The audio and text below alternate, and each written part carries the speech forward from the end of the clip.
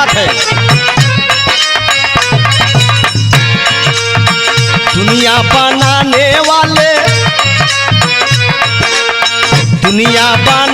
वाले क्या तेरे मन में समाई, काहे को दुनिया बनाई।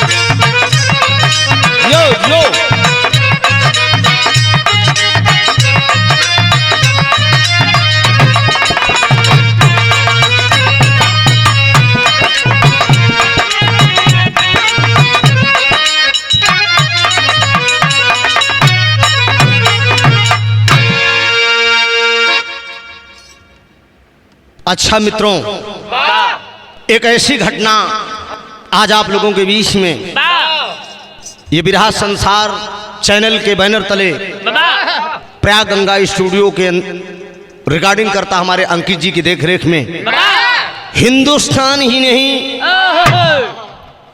बल्कि पूरे विश्व को झकझोर कर रख दिया। 64 कला में हर एक कला इंसान के अंदर होती है, लेकिन आज वो मानव इस समाज में इतना घिनौना काम कर रहा है। तमाम कांड होते गए, कलाकार भाई कांड गाते गए, लेकिन मैंने कभी विचार नहीं किया कांड गाने का। इसलिए ये कांड क्यों गा रहा हूं, कलेजा पसीज गया कि समाज में आज भी कहां गया वो संविधान। बाबा भीमराव अंबेडकर जी देश के लिए, गरीबों के लिए इतनी बड़ी लड़ाई लड़ा, आज जो बाबा साहब के संविधान को मिट्टी में मिलाया जा रहा है। जरा गौर करेंगे, समाज में ऐसे ऐसे लोग हैं। ये बिरहा मणिपुर कांड आप लोगों के बीच में प्रस्तुत है। 4 लाइन का भूमिका हो मास्टर।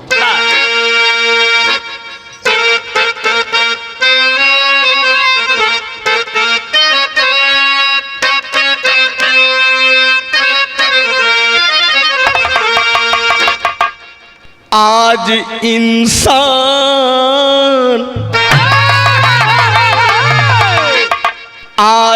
इंसान क्यों गिर गया इस कदर, भय से धरती गगन देखे इंसान को, देख कर क्रूरता काल कंपित हुआ, मात देही गया मानव हैवान को, शोक सागर में डूबी है मानवता जब, ठेस पहुंची है नारी के सम्मान को, गुरशरण कल्पना क्या कलम से करे, लग गया गहरा आघात स्वाभिमान को।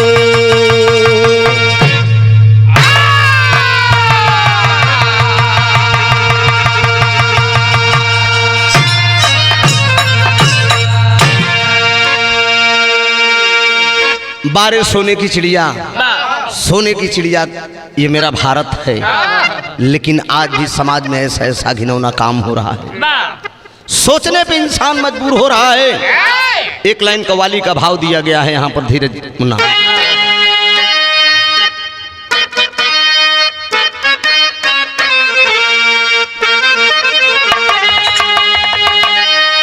स्वर्गीय बेचन राजभर जी कव्वाली के गावत रहे कि अरे केसर के गंध लई के, कि अरे केसर के गंध लई के अरे पुरवा चलल रहल। केसर के गंध लई के पुरवा चलल रहल।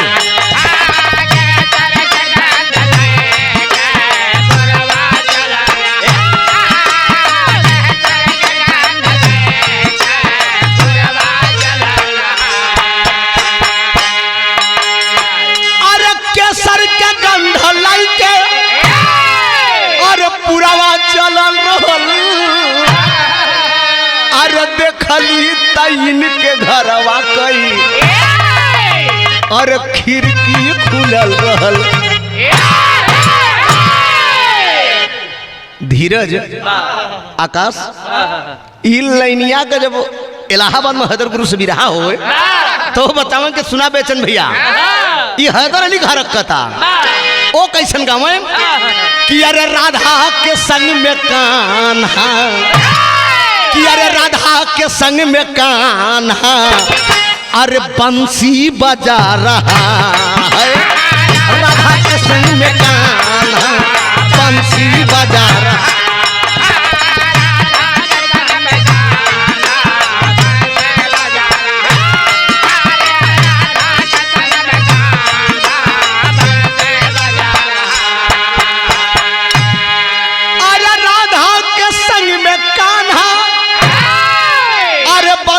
बजा रहा है अरे बंसी बजो बजो के, कि अरे बंसी बजा बजा के सबको नचा रहा है। लेकिन आज इस समाज में ऐसे ऐसे दरिंदे हैं।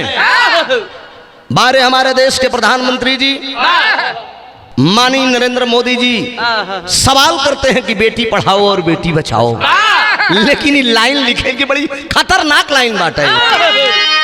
अरे नारी की हाल देख के, अरे नारी की हाल देख कर आसमान रो रहा है।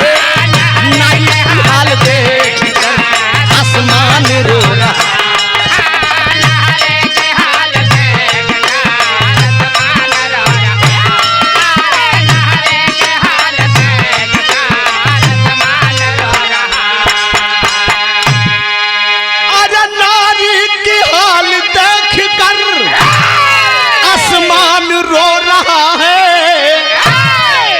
जिसने रचा है मानव वो, हाँ हाँ, अरे जिसने रचा है मानव वो भगवान रो रहा है।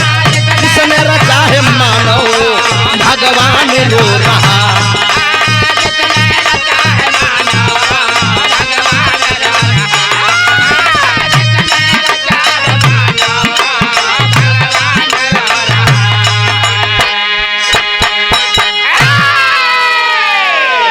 कहानी का हमरे बिरहा का शुरुआत यही जगह से बा मास्टर। तनी के फरछा के नजम के भाव दे के आवा।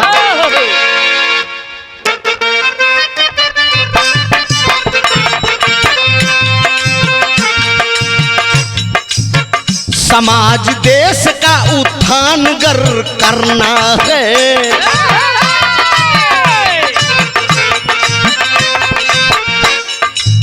नारी जाति का गर सम्मान उर में भरना है।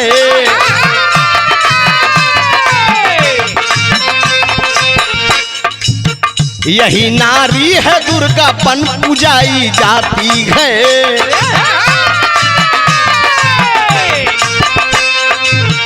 मगर दुनिया में हर कदम सताई जाती है।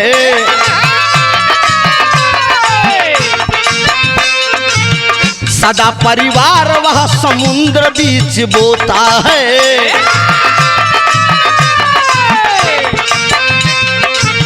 जहां महिलाओं का सम्मान सदा होता है।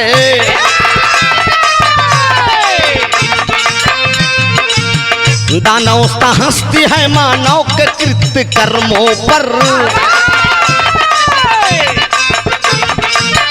जहां ये थूक रहा है ऐसे बेशर्मों पर।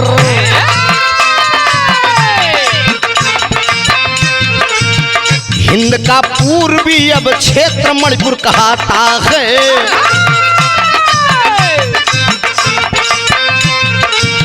जहां की घटना सुन के हृदय कांप जाता है।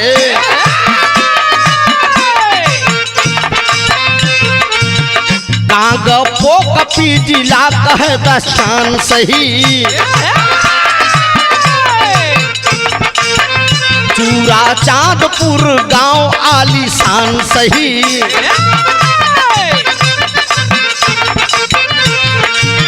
जहां दो समुदायों में आपसी टकराव हुआ। जहां दो समुदायों में आपसी टकराव हुआ। मैताई कुकी दोनों में ही दिल का घाव हुआ।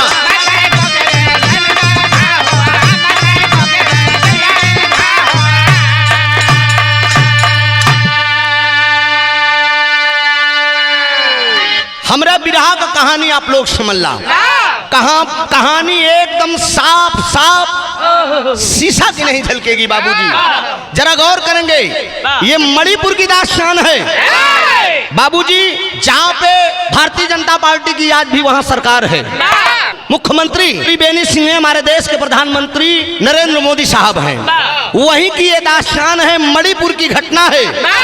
जौने शहर का नाम है कांग पोकपी जिला की ये कहानी है। दो समुदायों के बीच में आपसी विवाद हुआ। समुदाय कौन था? एक मैतई समुदाय था और एक कुकी समुदाय था। पहाड़ी क्षेत्र है मित्रों, पहाड़ी इलाका है। जो नीचे की जमीन है, जो नीचे की जमीन है, जो समतल एरिया एकदम बराबर जमीन है, वहां पे मैतई समाज के लोग रहते थे। और जो पहाड़ी क्षेत्र है वहां पे कुकी समाज के लोग रहते थे। अर्थात कहने का मतलब जो कुकी समाज के लोग हैं वो छोटी समुदाय में आते हैं, अपना गुजर बसर करते हैं। जो मैतई समाज के लोग हैं वो उच्च कोट के लोग रहते हैं। एक दिन की बात है, ये घटना किस दिन की है ये भी साफ साफ मीडिया के माध्यम से आप लोगों के बीच में मैं बताऊंगा। एक जज साहब थे जिनका नाम था मुरलीधरन साहब। कुकी समाज को पिछड़े वर्ग का दर्जा बहुत पहले से मिल चुका था।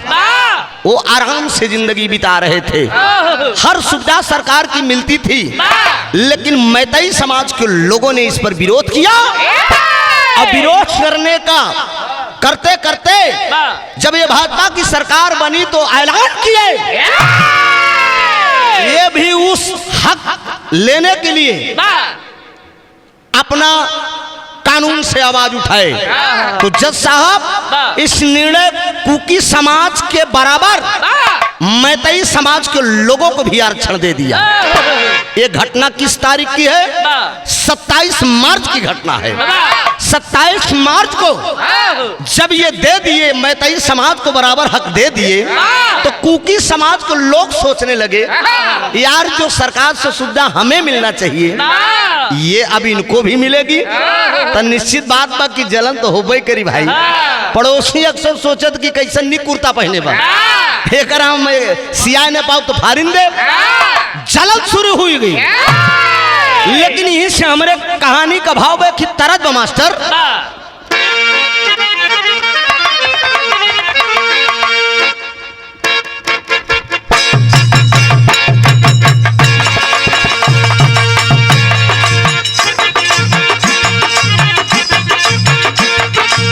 जय हो धीरज, क्या बात है। आकाश कोनो दुल्हन के नजर तो ना लग। बैद बड़ी दूर से बुलावत, अरे पटना से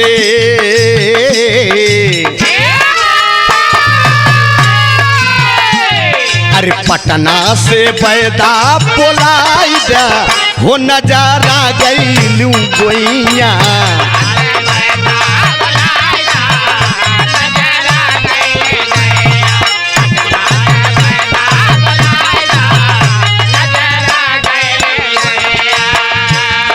जरा गौर करेंगे हमरे बिरहा का भाव आप लोग समझ चला। मैतई समाज के लोगों को जब जज साहब आरक्षण दे दिए तो ये कुकी समाज के लोग किए क्या? अरे भैले सरकारी ऐलान हो,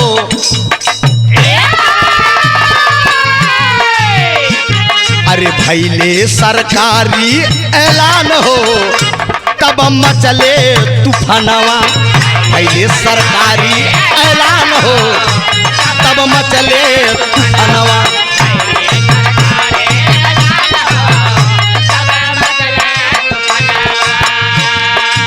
गाना में हमारे साफ साफ आगे की बात लिखी है, कुकी समाज के भी एसटी में मिलाए, कुकी समाज के एसटी में मिलाए।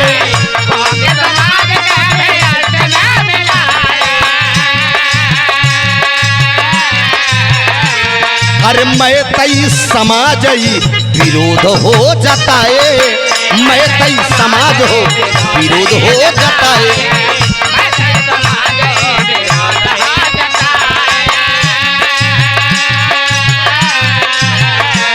अरे ठीक नाही जारी फरमान हो, अरे ठीक नाही जारी फरमान हो ओ तब मचले तूफानवा। ठीक नहीं जारी फरमान हो तब मचले तूफानवा।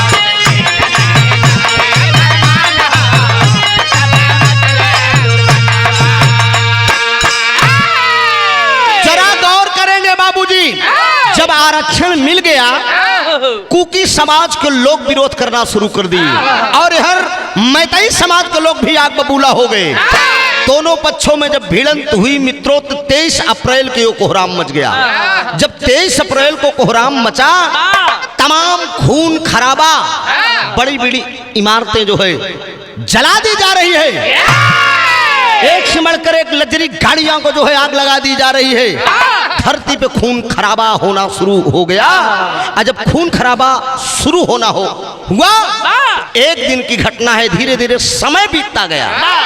आगे क्या हुआ है एक लाइन तरज भाई यहाँ। स्वर्गीय हमारे बाबा राम धारव है दर उस्ताद गावत रहे, प्रयागराज का खाटी भाव बधीरत कहा मड़ाए में, कहा मड़ायन में पारावत बोला वाली नी हो उहई गाँव कई गोतिनिया। मड़ाए में पारावत बोला वाली नी हो उहई गाँव कई गोतिनिया।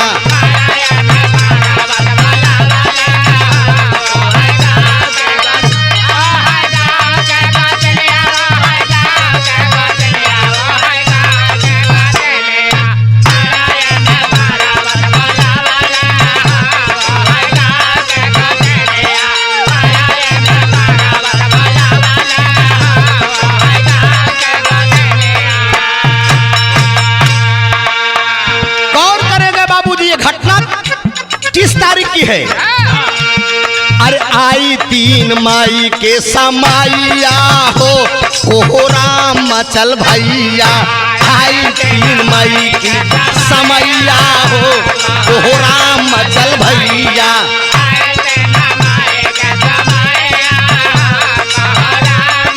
हाँ हाँ कुकी समाज के मनैया हो कोहराम मचल भैया। कुकी समाज के मनैया हो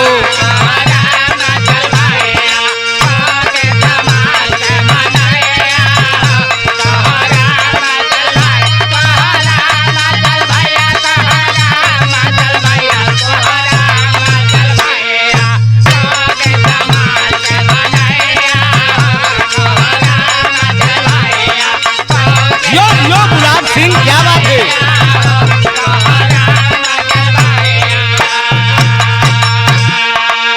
बराबर का दर्जा मिल गया है और दर्जे में ये था जो मैतई समाज के लोग जो नीचे बसे थे, आबादी ज्यादा होने के कारण उन लोगों को दिक्कत होना शुरू हो गया। और जब रहने की दिक्कत होने लगी तो वो लोग सोच रहे हैं कि ये कुछ लोग ऊपर बस जाएं। हाँ, लेकिन सोचिए वो कुकी समाज के लोग नीचे नहीं आ सकते, मैतई समाज के लोग ऊपर चले जाएं। यही झगड़े का मेन कारण है। सोचिए तो आगे हुआ कि जब ये बराबर का सरकार बराबर का जब आरक्षण मैतई समाज के लोगों को दे दिया तो कुकी समाज के लोगों को जलन होने लगी। तो कुकी समाज के लोग किए क्या? अरे जिला मुख्यालय में प्रदर्शन कैले भारी, जिला मुख्यालय में प्रदर्शन कैले,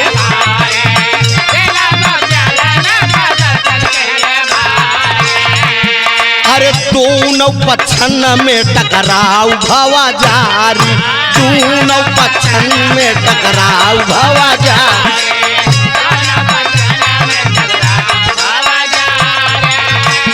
अरे देखा भगवान कै करैया हो राम जल भैया, देखा भगवान कै करैया हो राम जल भैया।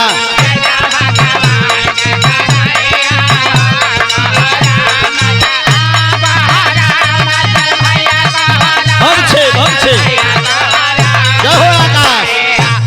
अरे बार प्रयागराज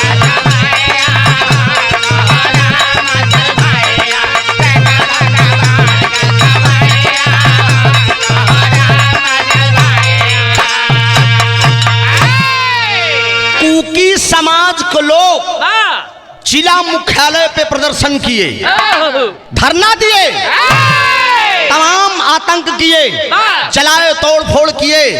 तो ये मैतई समाज के लोगों ने एक योजना बनाया। योजना क्या बनाए? ये ऐसा न्यूज सुनने में आया है सोशल मीडिया के माध्यम से। मैतई समाज की एक लड़की थी जो कि नर्स थी, उसकी फोटो वायरल किए और वायरल करके कुकी समाज के लोगों को जो है फंसाए। कुकी समाज के लोगों को मैतई समाज के लोगों ने फंसाया कि देखिए हमारे घर की, हमारे समाज के बेटियों के साथ ये कुकी समाज के लोग कितना बड़ा घिनौना काम कर रहे हैं। नंगी सीन वायरल किया गया सोशल मीडिया के माध्यम से। आखिर में ये भी मैंने सोशल मीडिया के माध्यम से, चैनल के माध्यम से सुना। उसके पिता का बयान सुना मैंने, उस नर्स का। उसके पिताजी कह रहे हैं कि ऐसी कोई घटना नहीं है, मेरी बेटी के साथ ऐसा कुछ हुआ नहीं है। लेकिन उस फोटो को जारी करके, उस नर्स की फोटो को जारी करके ये मैतई समाज के लोग इकट्ठा होके करीब 1000-2000 की तादाद में इकट्ठा होके पहाड़ के ऊपर चढ़ जाते हैं।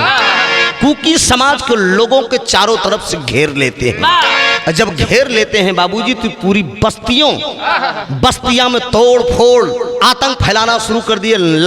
लड़का सियान बूढ़ पुरनिया जवान पशु पक्षी घर द्वार तोड़ना फोड़ना शुरू कर दिए। यहाँ तक कि हजारों की संख्या में बाबूजी जे जहाँ पावत ते तहाँ अपन जान ले कि छिप जात बा। लेकिन जरा गौर करेंगे बाबूजी, इसी बीच में एक घटना शर्मसार जो है सामने आई है, जो कि दुनिया के लोगों के बीच में रोंगटे कांप जाएंगे।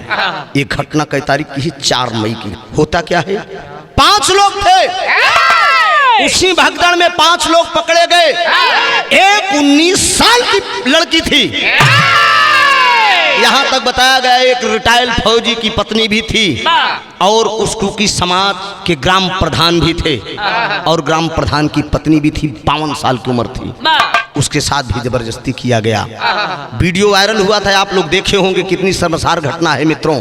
मजबूर होकर इस विरह को गाया जा रहा है। चाहे हमारी बेटी हो या आपकी बेटी हो या समाज के किसी इंसान की बेटी हो, या क्या यही हिंदुस्तान है? क्या यही गौतम बुद्ध की नगरी है? यही वीर भगत सिंह की धरती है? इसी धरती पे सीता अनुसुईया जालिका जैसी सतियों का अवतार हुआ है। इसी धरती पे गौतम बुद्ध अपना उपदेश दिए। कहा का उपदेश गया, कहाँ बाबा भीमराव अम्बेडकर का संविधान गया। आज उस बेटी को तार तार किया जा रहा है। नंगी वीडियो जब वायरल हुई थी, यहाँ तक जब घटना हुई है, सोशल मीडिया के द्वारा मैंने पढ़ा, जब से ये घटना हुई है तब से वहां की इंटरनेट की सारी व्यवस्थाएं सरकार द्वारा बंद करा दी गई, ताकि दुनिया के बीच में पूरे देश में कोई खबर फैले ना। लेकिन कहाँ मानने वाला है। खैर खून खांसी खुशी बैर पीत मदपान, रहीमन दाबई ना दबई जाने सकल जहां। 5 परिवार था बाबूजी, जो 19 साल की बच्ची थी, बेपर्द कर दिया गया उसको। बेपर्द करके वो नौजवान लड़के लेकर परेड कराते समय जंगल की तरफ जा रहे हैं, तो उसका भाई जान लेकर छिपा हुआ है। और पिताजी जब विरोध करते हैं बाबूजी, तो प्रमाण मिलता है। होता क्या है, एक लाइन तरज भाई यहाँ,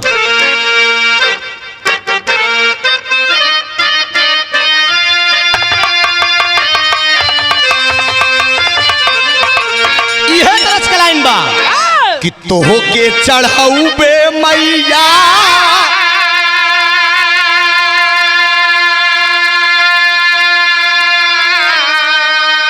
अरे नारियर चुनारिया हो कि गंगा मई पर कैदा हमारो नवारिया हो कि गंगा मैया। ए भैया हो, जब लोग मारना पीटना शुरू कर दिए, उसी समय समाज के जो बूढ़ बुजुर्ग लोग हैं, जे जैसे लड़का सयान बाबूजी जे जहाँ स्थान पावत बत है लड़के छिपत बा, लेकिन उस 16 साल की अबला को, बेटी को जो पकड़कर नंग बदन करके बाबूजी सोशल मीडिया के माध्यम से आप लोग देखे हैं कि गलत हरकत भी साले कर रहे हैं, बदन में तमाम जगह पर हाथ भी लगा रहे हैं बाबूजी। लेकिन इसी भगदड़ में होता क्या है, भाव कवि जी ने दिया है, केहू के हाथ टूटल,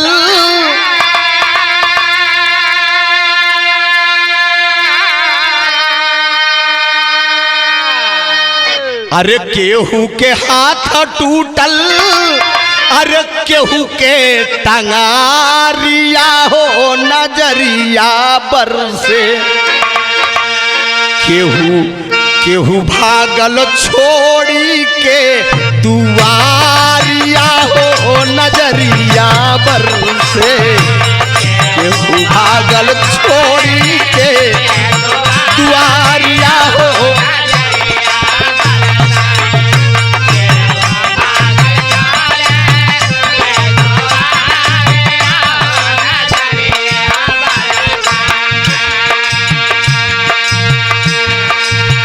लेकिन बाबूजी होता क्या है, 5 जाने भागी लिहले बानवा की ओरिया, 5 जाने भागी लिहले बानवा की ओरिया,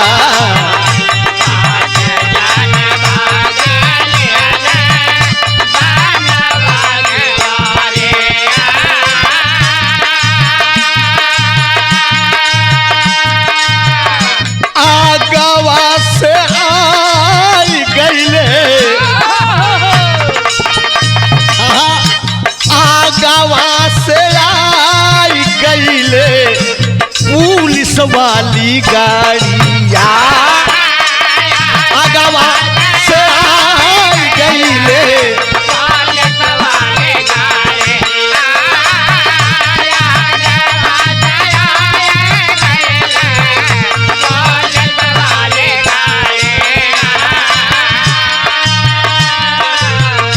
आशा भी सवास जागल,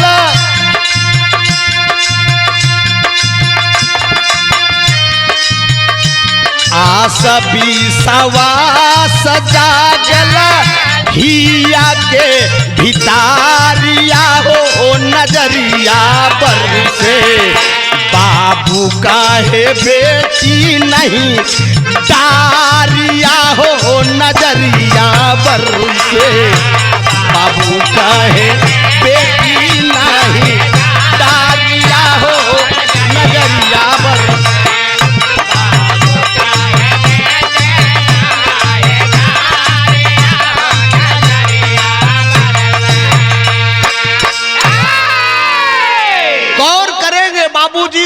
उस भगदड़ में, उस मारपीट में 5 लोग जंगल की तरफ अपना जान लेकर भाग रहे हैं। जब वो लोग भाग रहे हैं, इतने में पुलिस की गाड़ी आ जाती है। प्रशासन को लोग रोक लेते हैं कि कहाँ जा रहे हो आप लोग? कहें साहब जिंदगी का कोई ठिकाना नहीं है, साहब जाके हमको छिप जाने दीजिए। लेकिन प्रशासन के लोग कहते हैं कि खबरदार, तुम लोग हम लोगों की देख रेख में सुरक्षित हो, चिंता मत करो। बाबूजी उसी 5 लोगों में जो 19 साल की वो बालिका थी, जिसे नंग अवस्था में की गया, बेपर्द किए साले, उसी 5 में एक इंसान उस बेटी का पिता भी था। प्रशासन को लोगों से रोकर गुहार लगाया, साहब मेरी बेटी को बचा लीजिए, साहब मेरी बेटी को जंगल की तरफ ले गए हैं, नंग बदन करके बेपर्द करके मेरी बेटी को लेकर गए हैं। प्रशासन को लोग बोलते हैं चिंता मत करो, तेरी बेटी के साथ न्याय होगा। चलो देखते हैं। जब प्रशासन को लोग आगे बढ़ते हैं, पुलिस की गाड़ी जब आगे बढ़ती है, तो लोग करते क्या है, प्रशासन को लोगों से भी भिड़ जाते हैं, मारना पीटना शुरू कर देते हैं, वर्दी वालों को भी।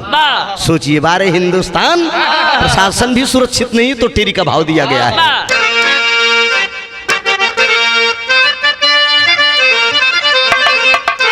अरे मोरे राम, गुंडागर्दी से वर्दी डर गई, अरे गुंडागर्दी से वर्दी हो, गुंडागर्दी से वर्दी डर गई, फर्ज से विमुख कलंकित हो गई खाकी वर्दी। अरे हो वर्दी, अरे हो वर्दी।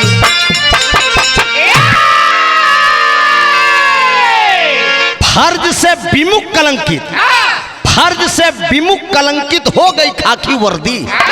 सोचिए किस पर विश्वास किया जाए साहब, जब प्रशासन ही सुरक्षित नहीं है, जब हमारे देश के रक्षक ही कानून व्यवस्था में हम आप सुरक्षित नहीं रहेंगे, तो सोचिए हम आप कहां सुरक्षित रहेंगे।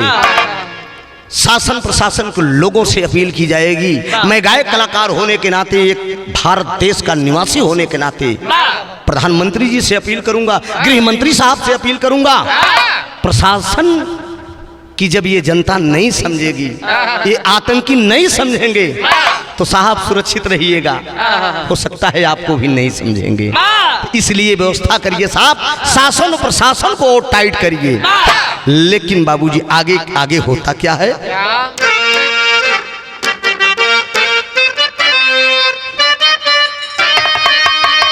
प्रशासन के लोगों को, पुलिस के नौजवानों को जब वो मैतई समाज के लोगों जुट कर मारना पीटना शुरू कर दिए बाबूजी, तो एक लाइन तो बनता है, और लाइन क्या बन रही है,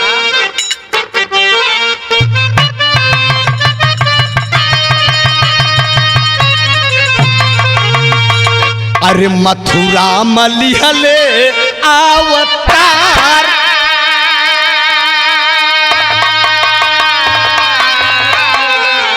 अरे मथुरा मलिहले अवतार, अरे प्यार कान्हा, अरे गोकुल में कैलन। लेकिन उन समाज के लोगों को लिए कहना है, अरे मानव का जन्म मिला है, जरा शर्म करिए, इतना घिनौना काम आप लोग कर रहे हो। मजबूर होकर कवि की लेखनी आप लोगों से सवाल करती है, मर्यादा भइले तार तार, अरे मर्यादा भइले तार तार, अरे उहार बेटी बाप के समानावा, मर्यादा भइले तार तार, उघार बेटी बाप के समानावा।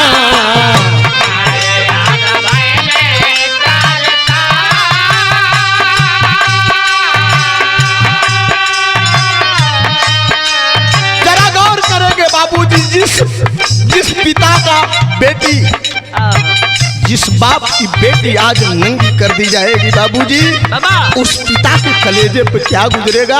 प्रशासन को लोगों से वो बुढ़ा बाप अपील करता है, बाप बाबूजी रोवे झरझर बरसे नजरिया।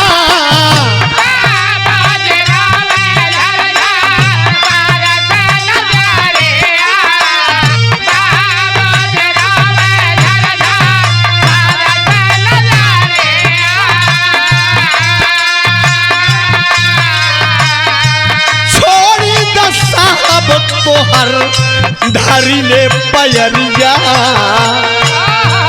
ए बाबूजी हमारे बिटिया को छोड़ दो बाबूजी, मेरी बेटी का कोई गुनाह नहीं है बाबूजी, मैं आपके पाँव पकड़ता हूँ। लेकिन बारे हवस के दरिंदे नहीं मानते हैं साले। 5 साथी मिलकर बाबूजी उस बेटी के साथ बारी बारी से मुंह काला करना शुरू कर दिए। लेकिन काल भइले अब सवार हो,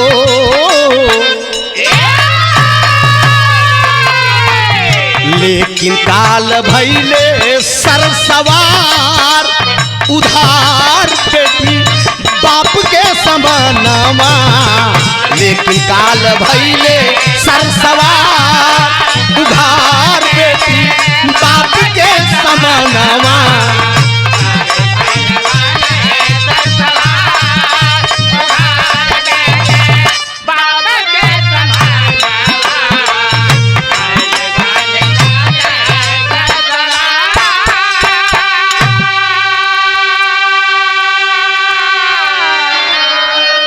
कहानी तो बहुत है मित्रों, सोशल मीडिया में उस बेटी का नाम भी आया है और जो हरकत किए हैं उन लोगों का नाम भी आया है। लेकिन नाम लेना नाम गाना मैं उचित नहीं समझ रहा हूँ, इसलिए चाहे हमारे समाज की दशा हो, चूंकि वो बेटी अभी जिंदा है। जरा गौर करेंगे, लेकर झाड़ी की तरफ उस बेटी को जब जा रहे हैं, बुढ़ा बाप पैर पकड़ लिया। लेकिन बारे हवस के दरिंदे नहीं मानते हैं साले। उसके पिता को बाबूजी मार डालते हैं। जब बाप को मार डाले तो भाई उसका जंगल में जान लेकर झाड़ी में छिपा हुआ। जब उस लड़की के साथ बारी बारी से मिलकर साले बलात्कार करना शुरू करते हैं तो भाई से नहीं देखा गया। रोकर वो लड़की आवाज दे रही है। गूगल पे सर्च करेंगे, फेसबुक पे सर्च करेंगे तो साफ साफ दिखाई दे रहा है। अब तो प्रशासन को लोग उस वीडियो को भी हटवा दिए, क्योंकि खबर बड़ी तेज से फैलेगी। वो वीडियो भी हटाया गया है।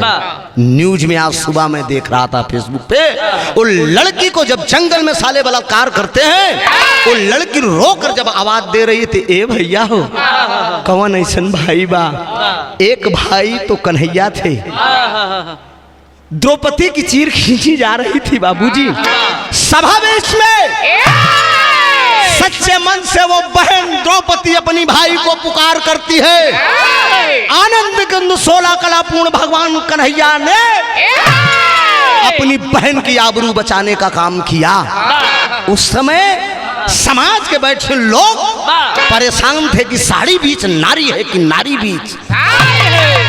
सोचिए, दुशासन भी चकरा गया देख। लेकिन आज एक द्रौपदी पुकार कर रही है, कन्हैया रूपी भाई झाड़ी में छिपा हुआ है बाबूजी, और अपनी आंखों से वो मंजर देख रहा है कि मेरी बहन की आबरू लूटी जा रही है। जब हवस के दरिंदे बार बार उस लड़की के साथ हवस मिटाना शुरू करते हैं तो लोग रोकर वो दरिंदों का पांव पकड़ के वो बिटिया आवाज दे रही। एक लाइन हमरे मन का गीत बा, धीरज मुन्ना तने की बजा के आवाज।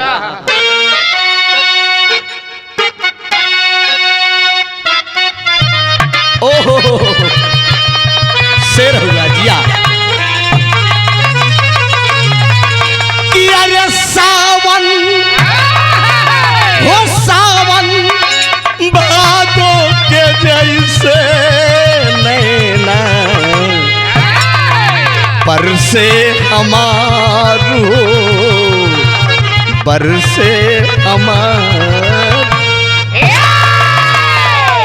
लेकिन बाबू जो हवस के दरिंदे ले जाकर जो उस झाड़ी में उस बिटिया के साथ बलात्कार करना शुरू करते हैं तो रोकर वो बिटिया आवाज देती है, अरे काहे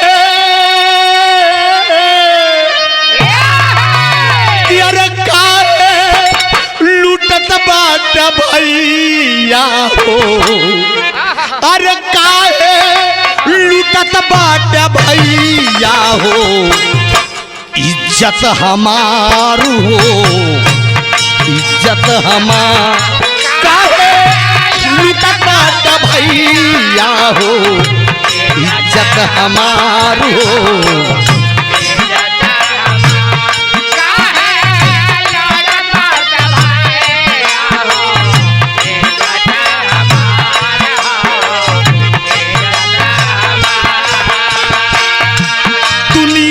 सबसे प्यारा, दुनिया में सबसे प्यारा अबरू महान हो, काहे लूटत बाटा भैया हो, इज्जत हमार हो, इज्जत हमार, काहे लूटत बाटा भैया हो, इज्जत हमार हो।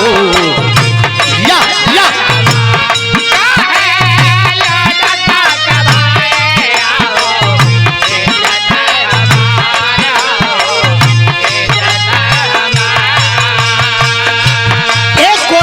बतिया के, एको नाही बतिया के मन ले कसाइया, सबरान कैले बलात्कार हो, एको नाही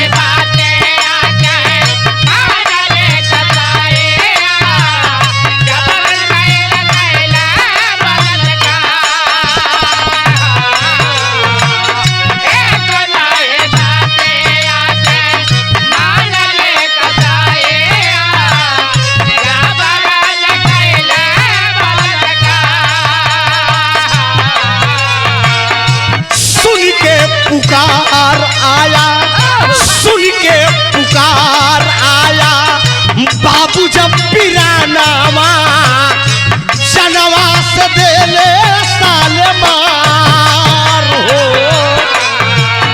सुन के पुकार आया, दौला जब पिरानावा जनवा से दिहले साले मार।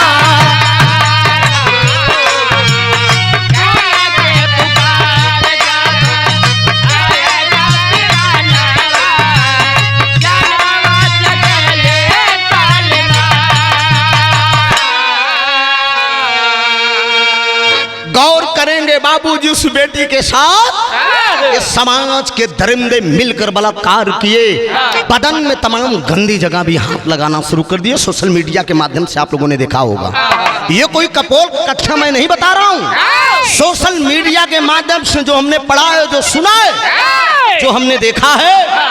आज क्या तारीख है ये, आज की ताजी खबर मैं बता रहा हूँ, आज मैं ताजी सोशल मीडिया के माध्यम से मैंने देखा था। 26 जुलाई को मैं रिकॉर्डिंग कर रहा हूँ।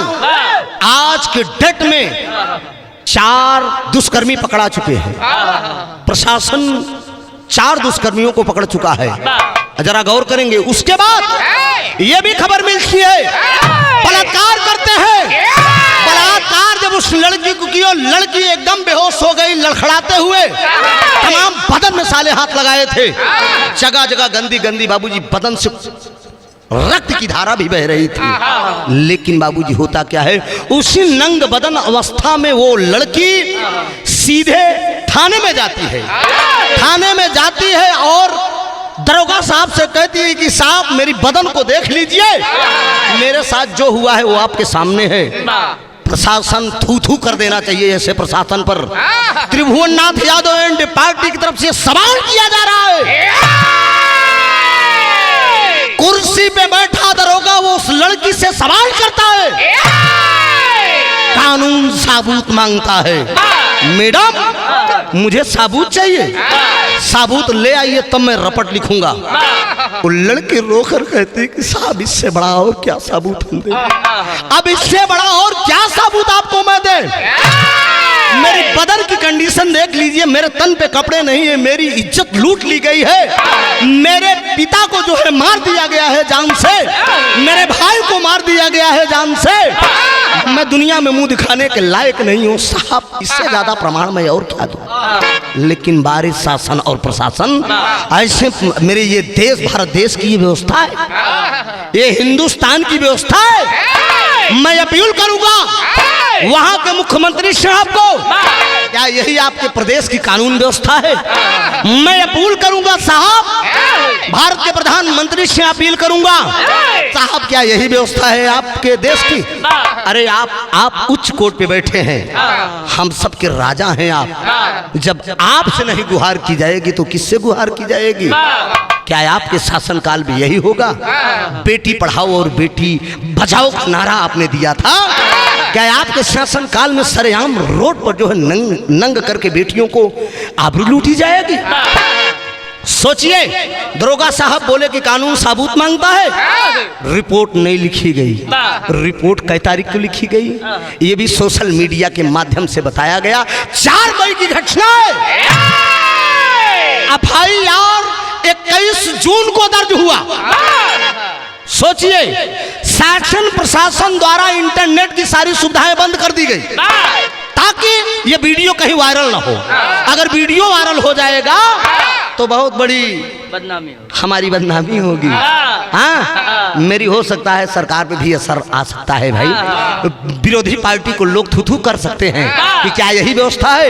लेकिन फिर से जब इंटरनेट शुरू हुआ तो किसी भले इंसान ने मोबाइल के माध्यम से वीडियो बनाया था, कोई नौजवान बाबूजी, जब इंटरनेट शुरू हुआ वो नौजवान सीधे सोशल मीडिया पर उस वीडियो को लोड कर दिया कि मणिपुर की ये घटना है। और जब लोड कर दिया तो पूरे हिंदुस्तान के अंदर, हिंदुस्तान ही नहीं पूरे विश्व के अंदर इस तरह से फैली।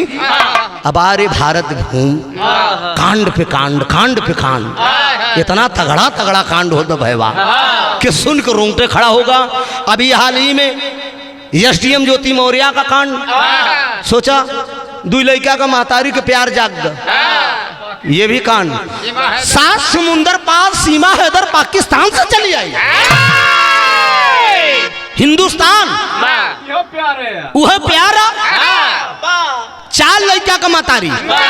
तमाम कलाकार भाई इस कांड, SDM ज्योति का कांड, मौर्य जी का कांड गाए, सीमा हैदर का कांड गाए। लोग मेरे पास फोन किए, त्रिभुवन जी आप क्यों नहीं गाते हो?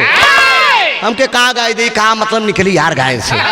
अच्छा तो 4 लड़का का महतारी पाकिस्तान से हिंदुस्तान चली आए, हाँ चली गाय दे, जो गाँव के मेरे वो फरार हो। हाँ, यह गाय की यह समाज में हम नसीहत है। इस कांड को मैं क्यों गा रहा हूँ? इस समाज के ऐसे ऐसे दरिंदे हुए, मजबूर होकर इस कांड को मैं गा रहा हूँ। जरा गौर करेंगे, 21 जून को जब FIR दर्ज हुआ, उसके आगे क्या हुआ? पापड़ का भाव लगा।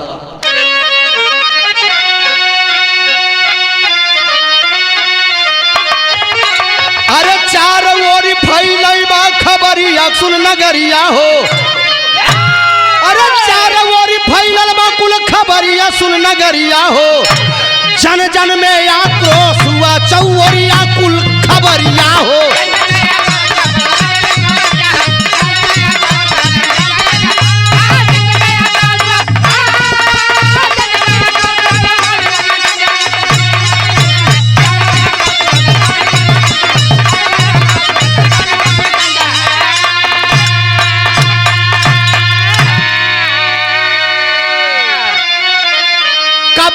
कवि की लेखनी धन्यवाद दूंगा मैं राइटर गुरशरण यादव जी रायबरेली के, कवि जी को मैं धन्यवाद दूंगा, बड़ी ऊंची लाइन लिखा है। अरे कुंभकर्ण की नींद में जैसे अरे सोई रहा प्रशासन हो, 77 दिन बीत गए हैं नहीं दिखा अनुशासन हो। अरे टीवी मीडिया के जैसे पड़ल नजरिया कुल खबरिया हो, धृतराष्ट्र के नहीं खुली नजरिया कुल खबरिया हो।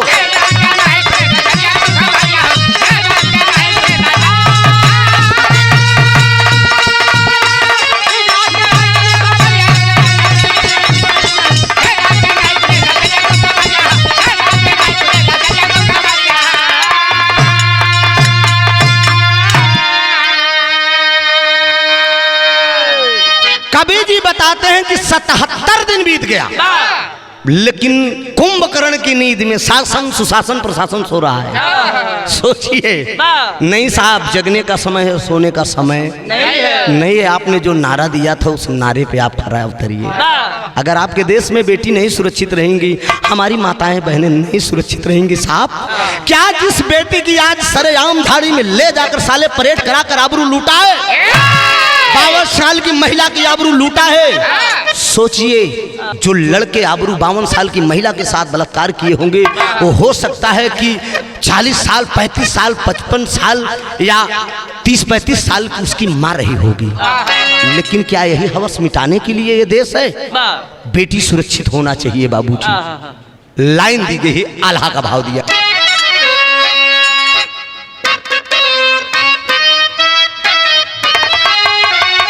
बड़ी ऊंची लाइन बा। अरे राजा राजा मोह वाले, अरे राजा राजा मोह वाले, दल दल में फंस के ये भैया,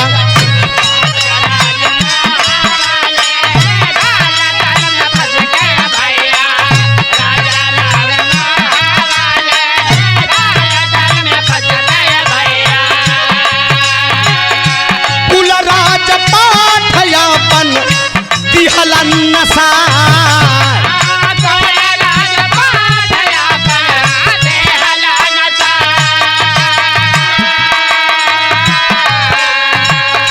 मानवता राज धर्मा सबसे अब ऊपर बाटई,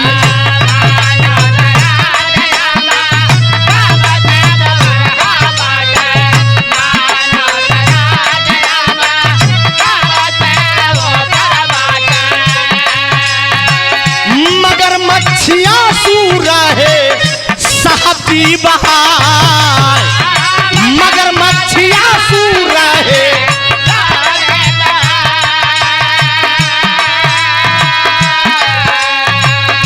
नेता विपक्षा जाबा घेरा डालवाए भैया, नेता विपक्षा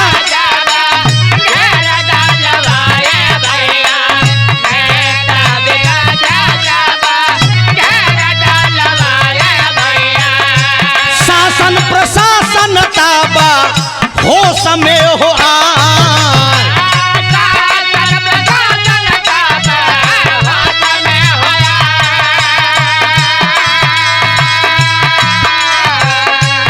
PIR पूछा दोषिया न भैले ये भैया,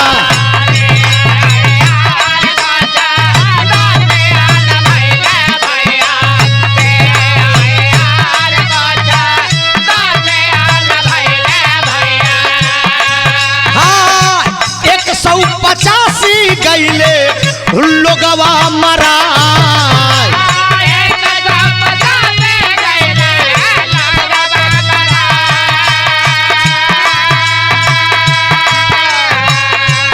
नहीं के इज्जत या बनिल लाम होई गईले भैया,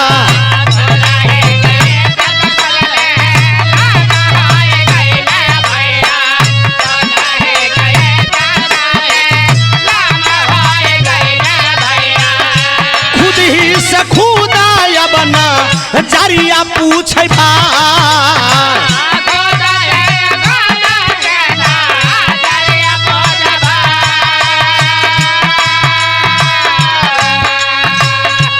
सवा कई है दासा रही जा पिरानवा हो हमारे,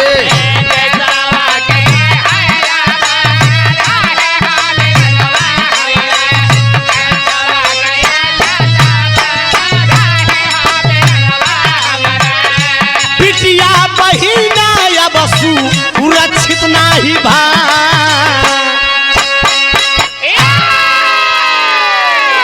साफ सवाल किया जा रहा है। ये घटना जब सोशल मीडिया के माध्यम से फैली तो वहाँ के मुख्यमंत्री साहब बयान का क्या दे रहे हैं? सोशल मीडिया के सामने मुख्यमंत्री साहब बोल रहे हैं कि ऐसी घटनाएं तमाम होती हैं। सवाल करूंगा आपसे, भारत देश का नागरिक होने के लिए सवाल करूंगा, काश किसी बड़े इंसान की बेटियों के साथ अगर ये व्यवहार हुआ होता तब फिर भी यही आवाज उठती कि ऐसी घटनाएं तमाम होती हैं। सोचिए, आज आज ये गरीब की बेटी की आबरू लूटी गई तो साहब आप भला किस मुंह से, किस जुबान से आप ये कह रहे हैं कि ऐसी घटनाएं तमाम होती हैं? नहीं साहब, प्रदेश के मुख्यमंत्री आप हैं, जरा आप अपनी कानून व्यवस्था को टाइट करिए। नहीं, विपक्ष के तमाम राजनेता, चाहे राहुल गांधी जी हो, अखिलेश यादव जी, लोग सब मिलकर आवाज उठा रहे हैं, जगह जगह पर चक्का जाम कर रहे हैं। ना जानी कितनी माताएं बहनें, कितनी महिलाएं सरेआम रोड पर उतर पड़ी हैं।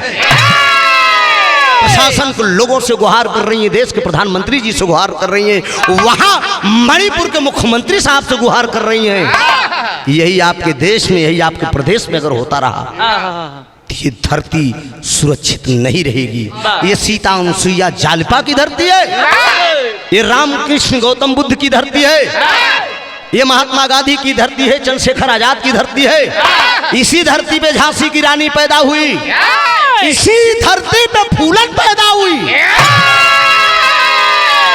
त्रिभुवननाथ यादव एंड पार्टी की तरफ से ये सवाल किया जा रहा है, अगर प्रशासन सुरक्षित नहीं हुआ, शासन सुरक्षित नहीं हुआ, क्या इस भारत भूमि में फिर से फूलन को उतारना पड़ेगा? फिर से फूलन को उतारना पड़ेगा? सरेआम यही फूलन के साथ हो। इस गीत के माध्यम से मैं भारत देश, पूरे विश्व की बहन बेटियों को एक आवाज दे रहा हूं। मेरा गीत गाने का मकसद है, त्रिभुवननाथ एंड पार्टी की तरफ से एक संदेश है, वक्त आए आप फूलन बनो, अपने हाथ में उठा लो। अगर जो जिस भात मिले कमीना, उसे उस भात से जवाब दो, नहीं तो आए दिन इसी ढंग से तमाम दुशासन आपकी चीड़ खींचते रहेंगे, तमाम अत्याचारी आपकी आबरू लूटते रहेंगे। आखिरी लाइन में खड़ी के भाव में कहना बा, निर्दयी घटना यह के अरे इनकार न करा, नारी घर का इज्जतिया अब उघार न करा।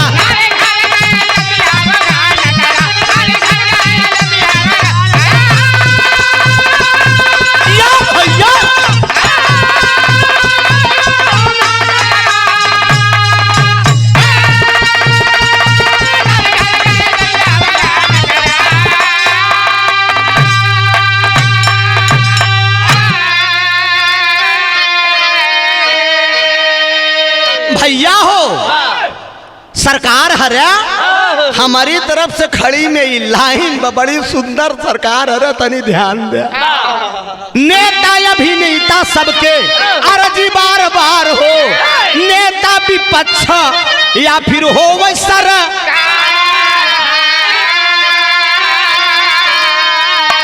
हाँ घृणित ऐसी घटना शर्मसार न करा, नारी घर का इज्जतिया तार तार न करा।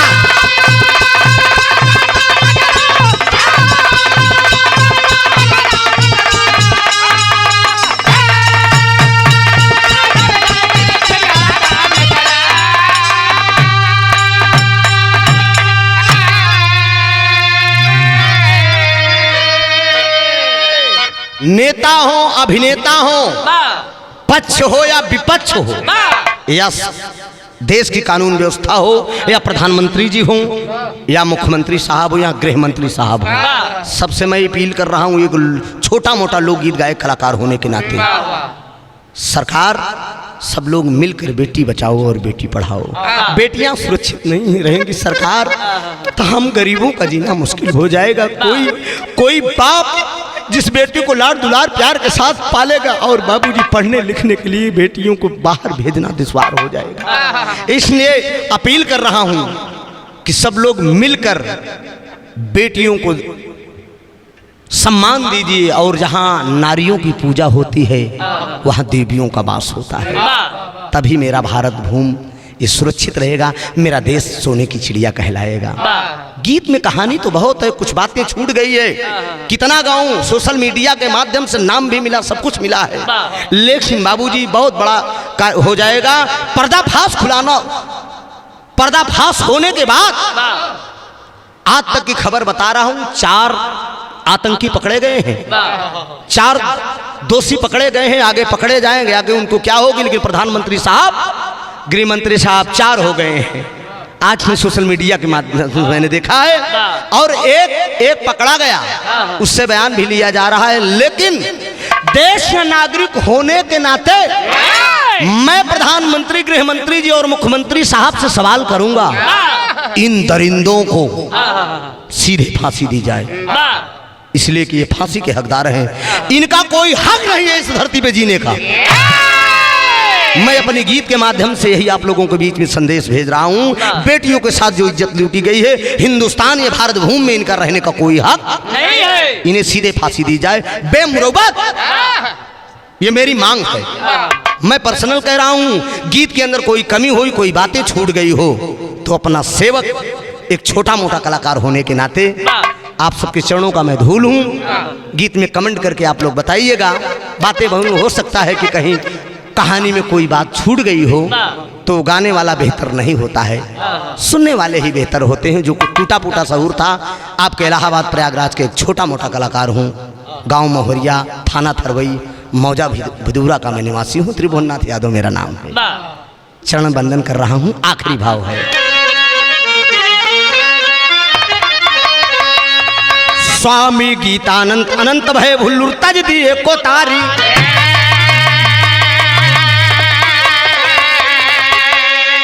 रामधार हैदर अली जुगनू गुरु अनिल की बाबली,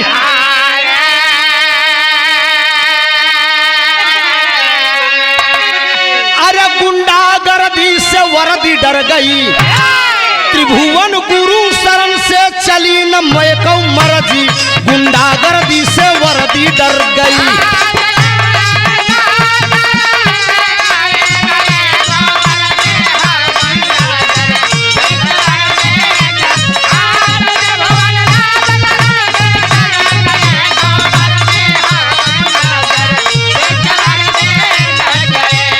आय मोरे राम